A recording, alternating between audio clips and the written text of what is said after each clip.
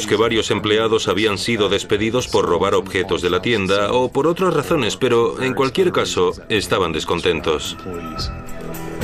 Empleados descontentos. ¿Pero alguno de ellos lo estaba tanto como para matarla? Evidentemente, si te informan de que hay un ex empleado descontento en un caso así, lo colocas en los primeros lugares de la lista de sospechosos. Uno tras otro hablaron con todos aquellos que pudieran haber tenido un problema con Edith Camp. Los llevamos a comisaría, los interrogamos, hablamos con ellos tanto como pudimos. Pero era un callejón sin salida. Todos ellos tenían coartada. Y no había nada que relacionara a los ex empleados de la casa de empeño con el asesinato. Los investigadores estaban quedando sin pistas y sin tiempo. Nos presionaban los residentes, el ayuntamiento, el alcalde. Todos querían saber qué estaba pasando. Pero había una prueba de la escena del crimen que podría darles una pista sobre la identidad del asesino. La toalla que cubría la cara de Edith Camp. Por regla general, cuando se tapa la cara de la víctima con una toalla, indica que el asesino conocía a la víctima de una u otra forma. Y al cubrirle la cara, se distancia de la víctima al no tener que ver la cara de la persona conocida.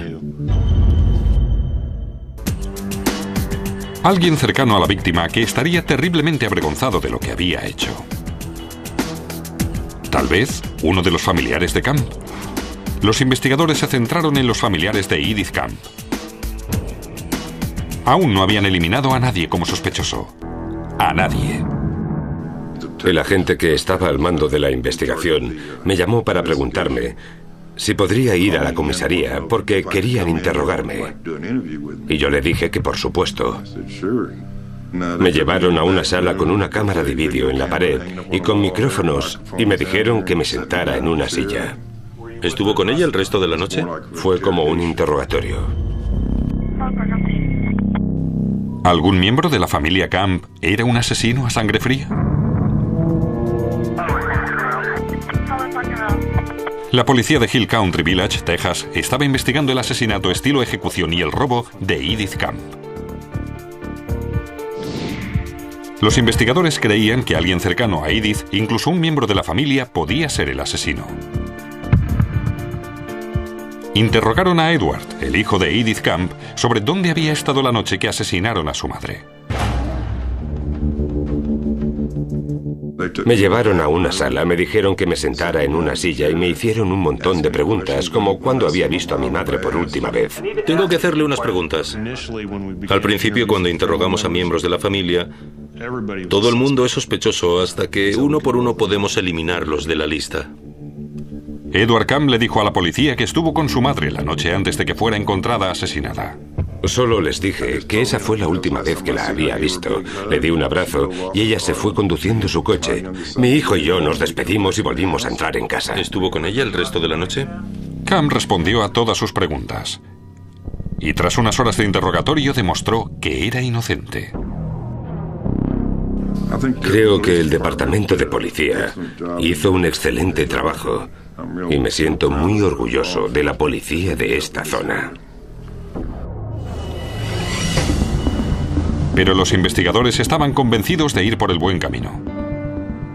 Seguían creyendo que Camp fue asesinada por alguien muy cercano a ella. La pregunta era: ¿quién?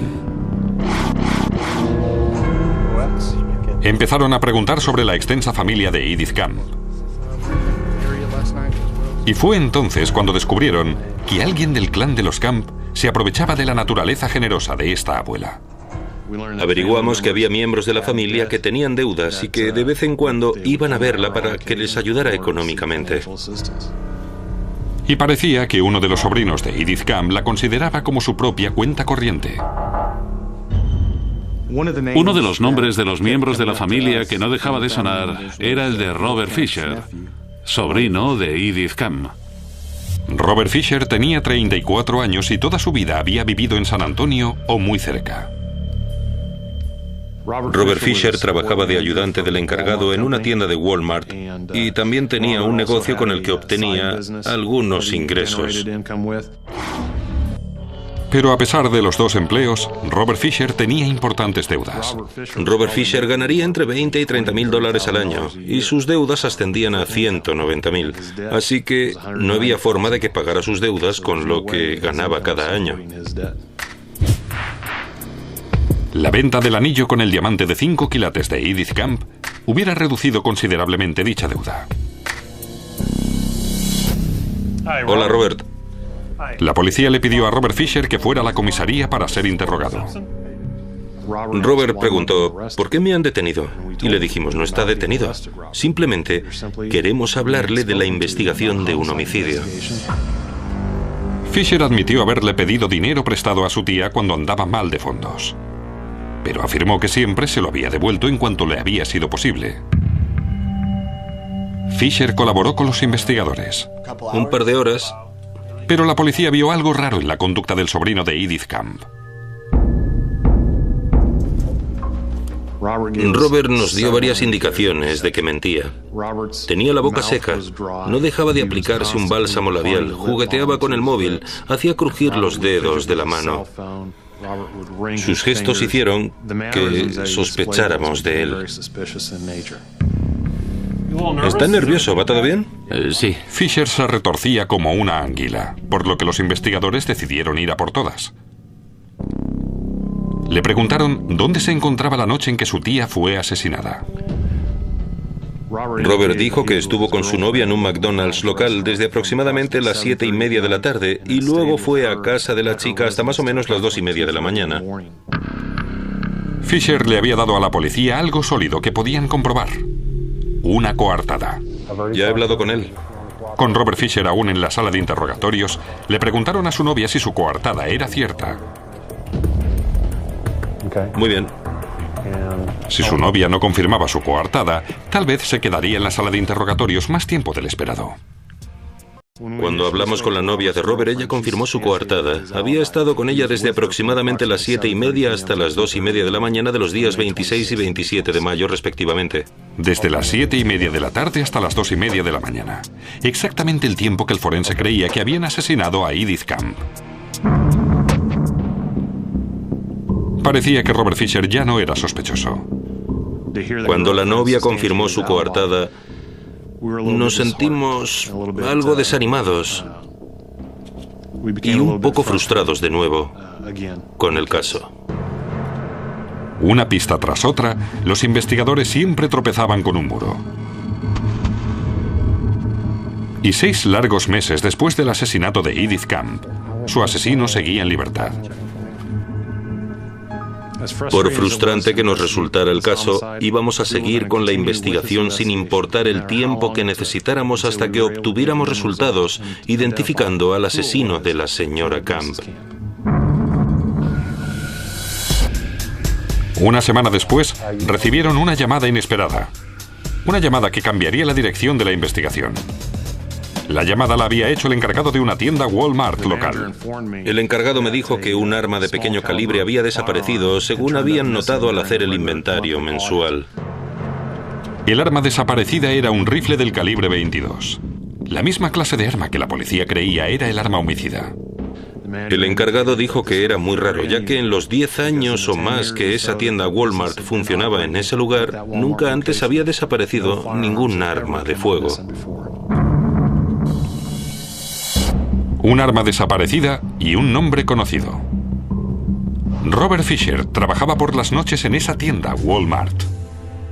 El encargado también me dijo que Robert Fisher tenía la llave del armero en el que fue vista por última vez el arma desaparecida. ¿Edith Camp había sido asesinada por su propio sobrino? La policía se había centrado en Robert Fisher, sospechoso del asesinato de su tía, Edith Camp. Ahora tenían la que podría ser la pista que necesitaban para detener a Fisher. Había desaparecido un rifle de la tienda en la que trabajaba, y era del mismo calibre que el utilizado para matar a Edith Camp. Era imposible ignorar una coincidencia así. No podíamos pasar por alto que el arma había desaparecido, que Robert Fisher tenía las llaves del armero y acceso al arma, y que Edith Camp había sido asesinada con un arma del mismo calibre. Pero había un problema. Parecía que Fisher tenía una coartada. Su novia sostenía que estaban juntos cuando Edith Camp fue asesinada. Pero ahora, con la prueba del rifle sobre la mesa, los investigadores creían que la novia estaba encubriendo a un asesino. Buscaron una grieta en la coartada de Fisher.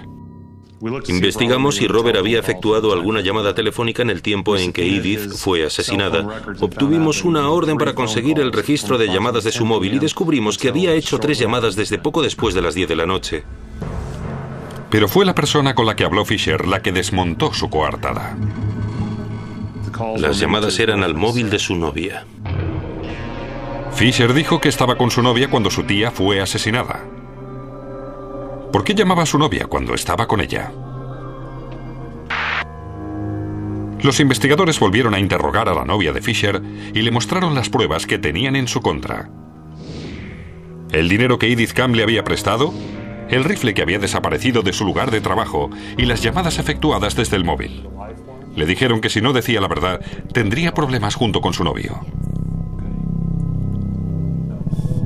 Y fue entonces cuando cambió la historia. La novia nos dijo que Robert le había pedido que mintiera y le dijera a la policía que todo ese tiempo había estado con ella. Entonces la novia dijo que había estado con Robert Fisher hasta aproximadamente las 9:30 de la noche, cuando salieron del McDonald's y supuestamente Robert se iba a su casa. Pero en vez de ello, la policía creía que Fisher había ido a casa de su tía. La había matado a sangre fría y le había robado el anillo con el diamante. Con su coartada desmontada, Fisher fue acusado de matar a Edith Camp.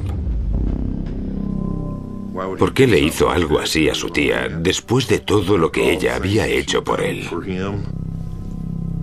Robert Fisher se declaró no culpable del asesinato. Pero cuando el jurado conoció sus problemas económicos, la historia del rifle desaparecido y la falsa coartada, Fisher fue condenado. El jurado tardó pocas horas en llegar a un veredicto. El veredicto era que Robert Fisher era culpable y fue condenado a 99 años de cárcel por el asesinato de su tía. Que un ser querido para ti sea asesinado por otro miembro de la familia. ¿Por qué alguien de la familia haría algo así? El anillo con el diamante de 5 quilates nunca fue recuperado.